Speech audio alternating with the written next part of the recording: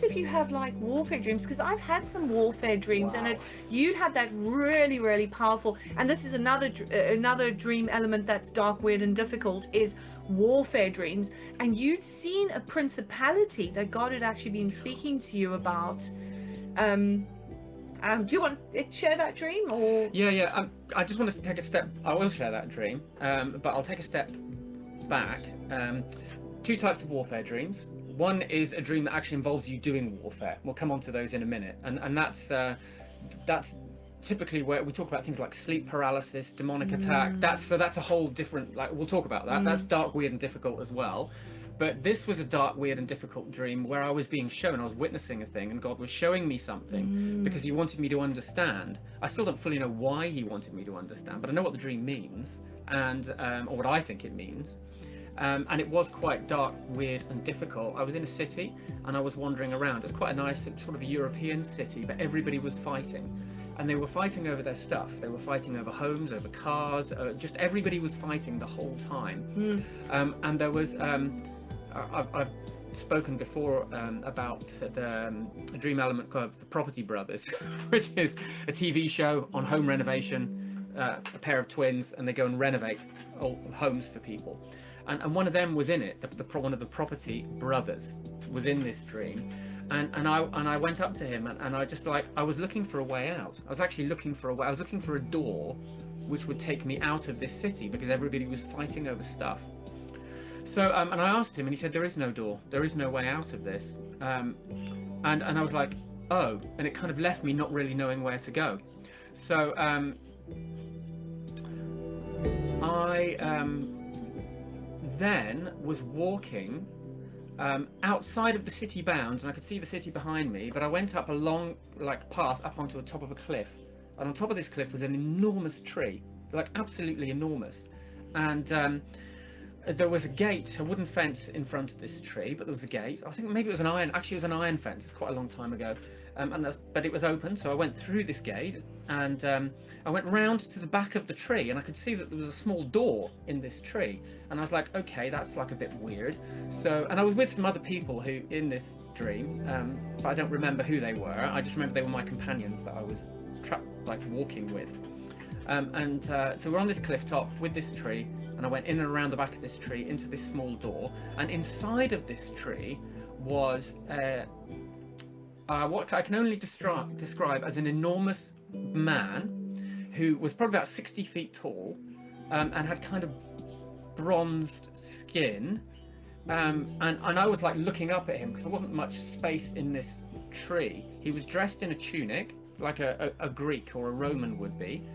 And because of my viewpoint, I was kind of down around his calves and his up to the back of his knees, right? This figure, and I kind of looked up and I could actually see up his tunic, and there was like this filthy rag kind of covering his private area, and it was like wet. It was wet and like slimy, and so I just thought like that's horrible, and I kind of pulled it. I could reach up and I pulled it off, because a bit of it was hanging down.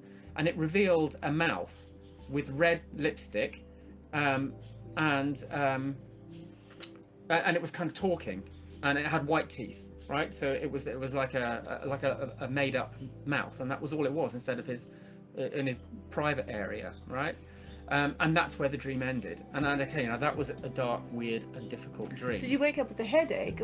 Was that the dream where you were praying in the spirit or something, and you were rebuking it? Because I remember once I woke up, and you woke me up in the middle of the night praying in tongues, and I was like, what's going on here?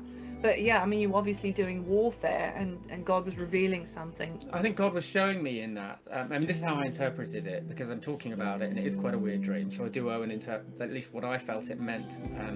And it was back in a period of my life when I was thinking about and just reflecting on kind of what was important and about this world and about on my place in it and all the rest of it.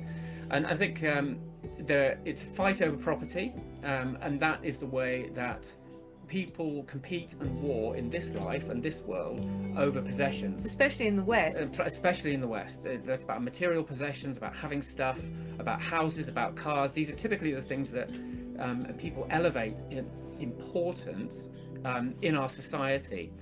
And I wanted a way out of that. But realistically, you have to be in the world but not of it. And that is the message of there being no door to this war over property. I can't take myself out of this environment without going and living in a cave, you know, and not ever speaking to anybody. So it was like kind of the message I took from that was about being in the world but not of it. But then what God was showing me was the animating spirit of this world. The tree on top of the cliff is a counterfeit tree of life. So it's the tree of knowledge of good and evil as it's expressed in our contemporary society. Often if you dream of something like that figure I saw, that is a representation of a principality which Paul talks about, the powers and principalities of this present age which we war against. It's not even something I would ever war against because it's way above my pay grade, to use a phrase. But what it was showing me was that it was inhabiting this false tree of life. It promises life, and rather than having reproductive organs, the ability to spiritually reproduce, seductive, isn't it? It's seductive, and it operates out of desire, which is what animates the fighting. And that's it's in James, isn't it, where he talks about where do wars come? Where do wars come from? They come from your desires to have. You want but you don't have, and you fight over it. So it was talking about this present age and the way that people war over things and how it's animated by desire. And it led into quite a deep contemplation that I'm still in, where it's my understanding that the only right place for desire is God. And what I will towards is Him, and what He gives back to me, I will be content with. And so that's a very deep thread that's going on in my life. And seeing that was part of contemplating that and my onward journey with Him. So that was a very difficult dream, dark, weird, and very difficult. But it was part of actually a revelation of how this world is, which led on to my place in it. In and God. we were watching quite a bit about with Mike Bickle and the Laodicean church, and what motivates probably the modern Laodicean church. We were watching quite a lot about that, weren't we? Yeah. So that was also that time, I suspect, when we were doing that.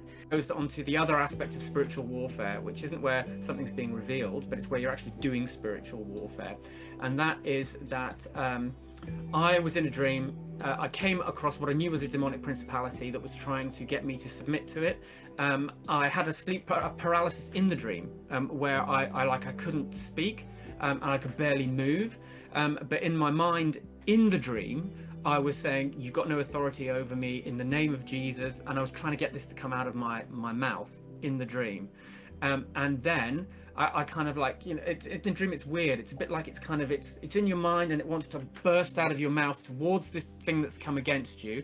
And in the dream, I actually went, "In the name of Jesus," and the dream ended. And I woke up saying, "In the name of Jesus," actually, and Ords heard it. And then she said, well, when we talked about it in the morning, she said, "Yeah, it was kind of really weird. You woke me up by speaking in tongues while you were sleeping, and then you were woke up saying in the name of Jesus."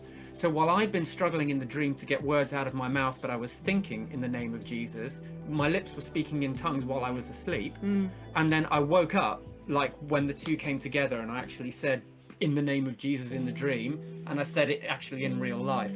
So there's a definite crossover of warfare in a dream, and that's a whole nother category. I know there's other people on the forum who've had those kind of dreams, and the thing that I want to say about that is God leads you into a battle because He set you up to win. That's the key message about spiritual warfare. I like dreams. that. Set you up He's to win. set you up to win. And often when I've interpreted other people who said, "I had this really freaky dream, I was attacked by this thing, it came against me, I almost didn't make it, but I just managed to get in the name of Jesus out," that's the point. God set you up to win. He takes Israel and under Joshua to Jericho because He knows the walls are going to fall.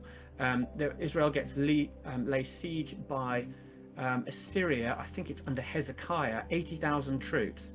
And they hold fast to the name of God because God knows that allows Him to wipe 70,000 troops out in one night with a disease. God has set you up to win when you have spiritual warfare dreams.